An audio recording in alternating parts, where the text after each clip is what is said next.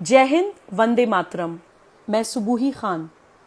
Civil laws यानी कि शादी, ब्याह, विरासत, ज़मीन जायदाद, संरक्षण, प्रतिपालन या फिर गोद लेने के कानून आदि। आजकल ये सवाल उठ रहा है कि हमारे देश में एक यूनिफॉर्म सिविल कोड होना चाहिए, यानी कि आप किसी भी पंथ, किसी भी मजहब, किसी भी जाति के हों, एक समान सिविल कानून सबके ऊपर लागू होना चाहिए। लेकिन कुछ लोगों ने समाज में ये अफवाह उड़ानी शुरू कर दी है कि यूनिफॉर्म सिविल कोड मुसलमानों के खिलाफ है।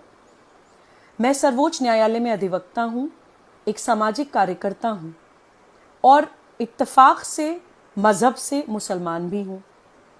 तो मैं इस विषय को क्लियर करने के लिए आप लोगों के सामने इसलिए मौजूद हुई हूँ क्योंकि मैं ये मानती हूँ कि मुसलमान समाज को यूनिफॉर्म सिविल कोड की आज सबसे ज़्यादा ज़रूरत है। मैं आपको कुछ उदाहरण देकर ये बात समझाने की कोशिश करूँगी। हम लोग राष्ट्र जागरण अभियान नाम से एक अभियान चला रहे हैं जिसमें हम भारत प्रवास पर हैं। उस अभियान में प्रवास करते हुए हम लोग हैदराबाद पहुँचे।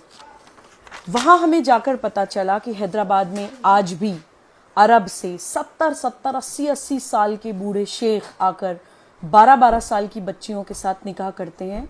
उसको नाम दिया है मिस्यार मैरिज, यानी कि ट्रैवलर्स मैरिज। जब तक उनकी यात्रा चलती है तब तक वो निकाह चलता है। जब वो यात्रा ख़त्म हो जाती है तो निकाह की एक्सपायरी डेट आ जाती है। एक छोटी सी बच्ची का शारीरिक शोषण करके, दुष्कर्म करके ये शेख अपने देश चले जाते हैं और बोलते हैं कि इसकी इजाज़त उनको शरिया देता है। आज भी मुसलमान समाज में पुरुष बहुविवाह करते हैं। अपनी बीवी के होते हुए अपनी बीवी की मौजूदगी में दूसरी बीवी लाते हैं।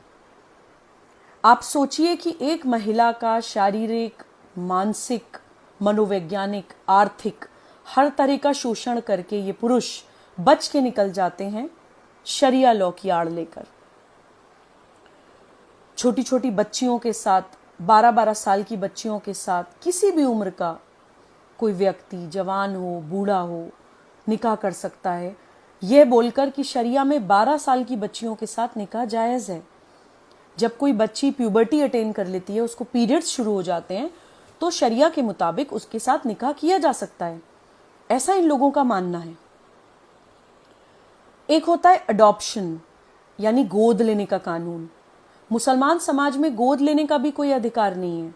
अगर कोई मुसलमान महिला किसी भी कारणवश बच्चा पैदा नहीं कर पाती है तो उसको यह अधिकार नहीं है कि वो अपने देश की अडॉप्शन लॉज का इस्तेमाल करते हुए कोई बच्चा गोद ले ले, क्योंकि उस महिला के बच्चा पैदा ना कर पाने की स्थिति, उसकी वो एक दुखद स्थिति भी मौका देती है एक मुसलमान पुरुष को कि वो दूसरा निकाह कर सके इस बात पर कि तुम तो मुझे बच्चा नहीं दे सकती हो, तो मैं दूसरी शादी करके मुझे बच्चा चाहिए।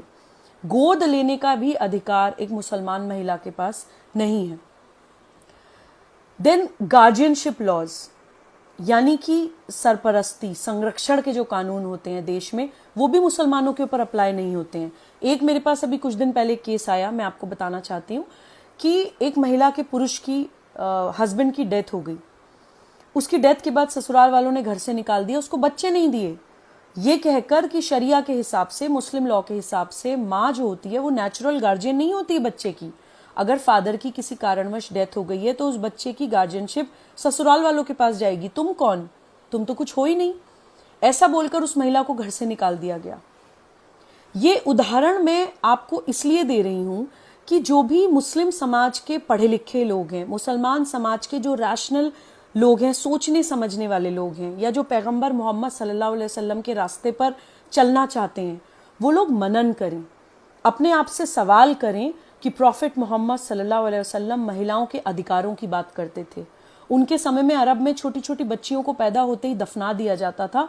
उन्होंने उन बच्चियों को बचाने के लिए कहना शुरू करा कि जिसके घर में बेटी पैदा हुई है उसको अल्लाह ने अपना सलाम भेजा है। पैगंबर मोहम्मद सल्लल्लाहु अलैहि वसल्लम अपनी बेटी बीबी फातिमा के आते ही उनके सम्मान में खड़े हो जाया करते थे।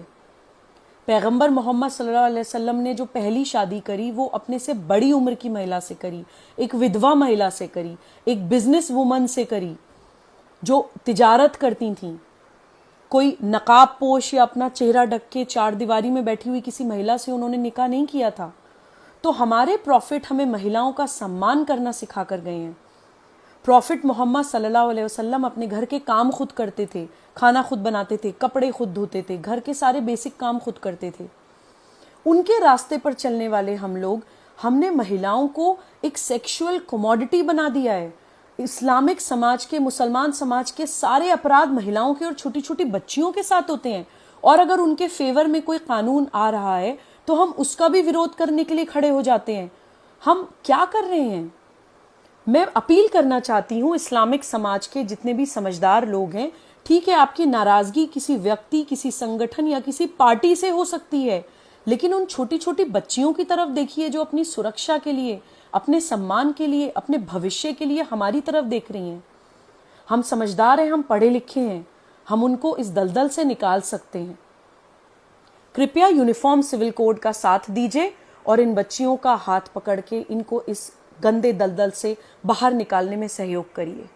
जय हिंद, वंदे मातरम।